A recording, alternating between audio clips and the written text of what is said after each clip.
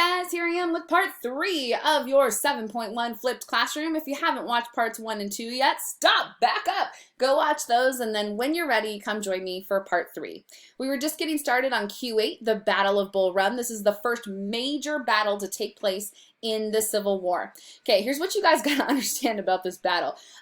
People were not prepared for this. Even the generals in charge, a lot of them on both sides were inexperienced. Many mistakes are made during this battle. It is chaos for a lot of reasons. A lot of the people are not efficiently trained yet. You've got volunteers for both sides, some of which who have never really handled a gun or had seen any type of combat or, war. In fact, in the battle, more than one occasion, somebody shot someone from their own side in the confusion, the lack of uniforms, right? There's not a lot of strategy yet. There's not a lot of uniforms and uniformity and planning yet. And so it's kind of a disaster in a lot of ways. It's not what anybody was expecting. Remember, in their lifetime, a lot of these people that are signing up are often, young boys from farms and small towns and stuff. Some of them lied about their age and were still minors, so young teenagers to people from 18 to 30 were the majority of the armies, had not fought or seen a war before. In fact, okay, this is only about 20-25 miles outside of the capital, and people think that this is going to be grand fun to go watch this battle engagement. And they pack picnic lunches. I am not joking you guys. They pack picnic lunches and their parasols, which are like umbrellas to block from the sun, and picnic blankets, and they rent carriages and they go out to the countryside sitting up on a hill, and they're going to picnic and drink champagne and watch the battle because they think it'll be great entertainment. They have no idea what they're in for. It's a bloodbath and nobody was expecting it. But yeah, people actually picnic to watch this battle unfold. Can you imagine sitting in modern day warfare, picnicking on the sideline, watching? Not a good idea, right? But to them, they didn't know any better.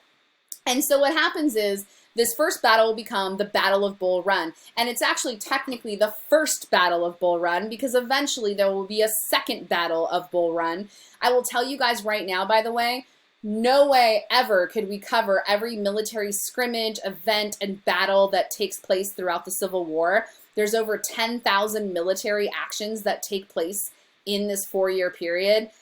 250 major battles that happen and 50 kind of really super important battles that happen. We cannot cover all of that, okay? So I'm picking and choosing the ones that are kind of the highlights of the Civil War. This would be one because it's the first major battle. So this is known as the first Battle of Bull Run. You will also maybe in video clips or readings see it referred to as the first Battle of Manassas. Same thing. First Battle of Bull Run, first Battle of Manassas, because it took place in Manassas, Virginia. Okay? So the Confederate Army wins this. This is a shock to everybody, including the Confederate Army. All right? Everybody just assumed the North would easily win this. But the North's plan was actually overly complicated. It was based on a set of maps that was not accurate. And so things very quickly go south for them, and the Confederate Army will actually win this first battle. The North quickly realizes, wow, this is going to maybe be harder than we thought it was going to be, and they send home the 90-day militia troops that are just volunteers with really no training, and Lincoln decides that he needs people who will serve a 3-year term, and he wants even more of them. He calls for 500,000 people for 3 years because, wow, we thought this would be a hot second and we'd be done with this. And no, wow, maybe the South is more equipped and this is going to be harder than we thought to win. All right, so this is the first kind of sign that, wow, this is not going to end peacefully. There is going to be bloodshed. This first battle, 847 men die fighting. And again, something that they thought would take, a couple weeks, maybe a couple months to resolve, ends up in over 10,000 military actions and hundreds of battles and things. By no means was it simple, and by no means was it not bloody. It is the bloodiest war that America has ever, even to this day, been a part of. Okay. Something else you want to walk away with from the first Battle of Bull Run is that one of the Confederate generals that makes a name for himself in this battle is a guy named Thomas Stonewall Jackson. Everyone just knew him as Stonewall Jackson, and he gets that nickname Stonewall in this battle by continuously facing, you know, walls of the enemies coming at him from the north, in his case, the north coming at him, and him not faltering, him not running away, him not showing fear, and just, you know, carving up and making fodder out of the people coming at him. So he gains his nickname, Stonewall Jackson, in this battle. He's one of the most famous generals that the Confederacy has, along with Robert E. Lee, another Confederate general. Okay, so make sure you got everything that you need. If you don't, push pause, because here we go. All right, just a closer look, give you guys some visuals. McDowell is super unorganized. He has inaccurate maps. He's not very well versed in actual combat, and that's why the Union ends up losing. Beauregard is another general that's going to come up a few times for Confederate forces, and then there is Stonewall Jackson for you guys. You'll see his name several times too. Get familiar with some of these people. We'll see several times. Okay, of course I got video clips for you on the Battle of Bull Run, the first Battle of Bull Run, because there is a second Battle of Bull Run, which we don't really get into. But the clips are there. Watch them. Okay, who's fighting? Who's fighting these wars? Okay, most of the boys and men coming in are between 18 and 30. There are people who lie about their age and join. There's really not like, where's your birth certificate and your social security number? Like that stuff doesn't exist yet. So it was kind of easy to lie about your age if your parent was willing to vouch for you or you ran away from home and wanted to join. You have to understand, guys, that most of these people had never been away from their hometowns before. Okay. They'd grown up on their farm and they'd never seen any other sights, and they thought of signing up for this war as a grand adventure that was going to help them, you know, get away from the farm and see the sights and, you know, somehow epically be like heroic and adventure. They romanticized it, really, and they didn't realize how ugly and much of a bloodbath it was going to become. In the beginning, neither side allowed African Americans to join the fight. There were a lot of immigrants on both sides that fought, but not African Americans. Eventually, and we'll get to that when it happens, the North will allow African Americans to join the army, but not at first. So at first, neither side. Eventually, the North lets them in.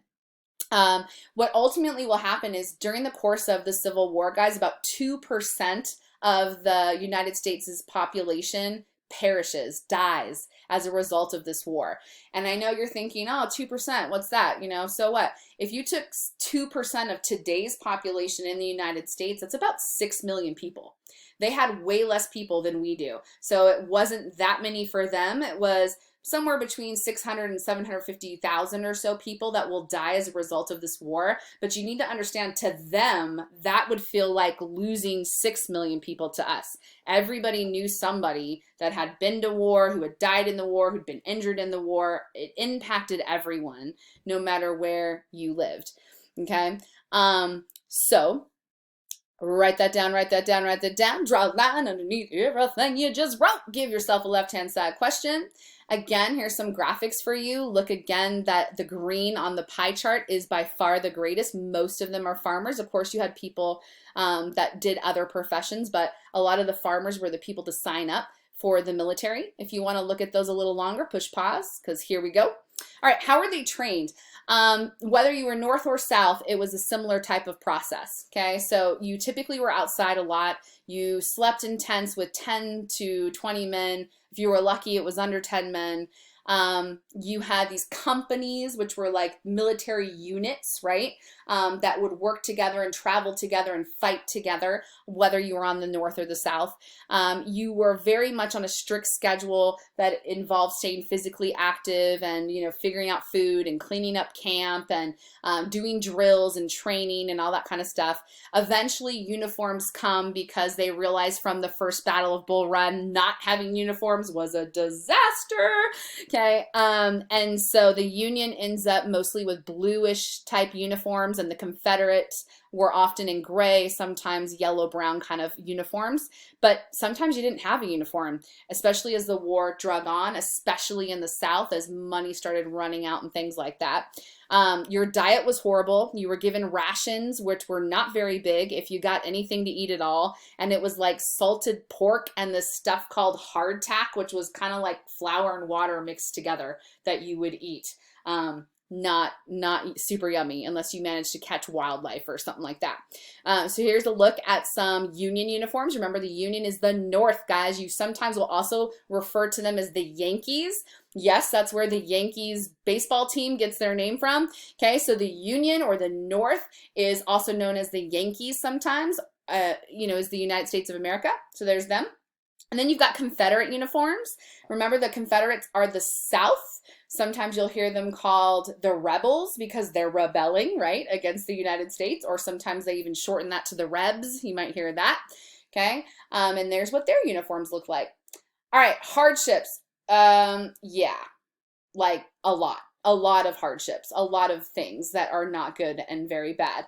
They're outside a lot. It's wet and muddy. They are living outdoors constantly. So think about temperatures, extreme heat, extreme cold, depending on the time of year. They don't understand germs. They know germs exist, but nobody understands how they work. And so infection was common, disease spreading was common, not taking care of your personal hygiene. And so disease spreading more quickly because you're dirty and filthy and muddy was very common. They'd go weeks without bathing or washing clothes. Lice was so common, they'd pick it off their head and they'd actually have lice races as entertainment during their downtime. It was not pretty.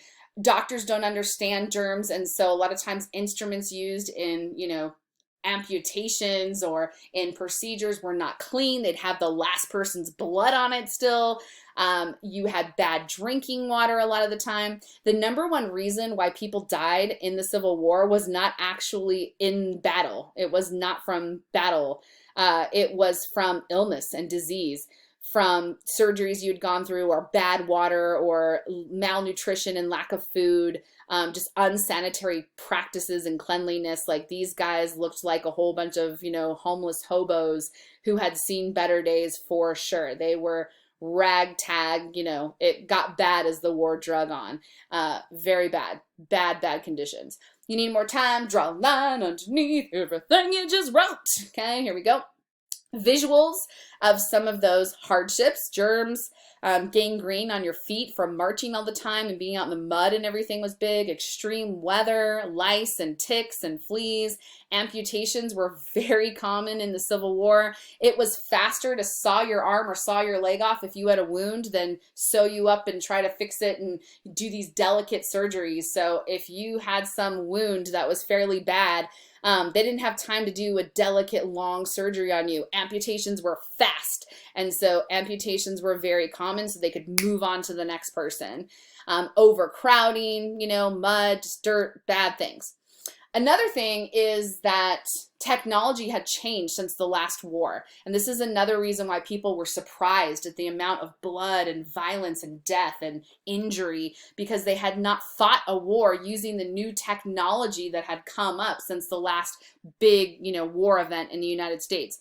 One of the biggest advances was a type of bullet called a mini ball bullet, also known as mini balls. And you'd have a rifle, right? And the mini ball bullet had these grooves on it that would catch within grooves in the rifle chamber, and it would start making the bullet spin as it was making its way out of the chamber. It would shoot straighter, it would shoot further, and then upon impact of something, it would explode.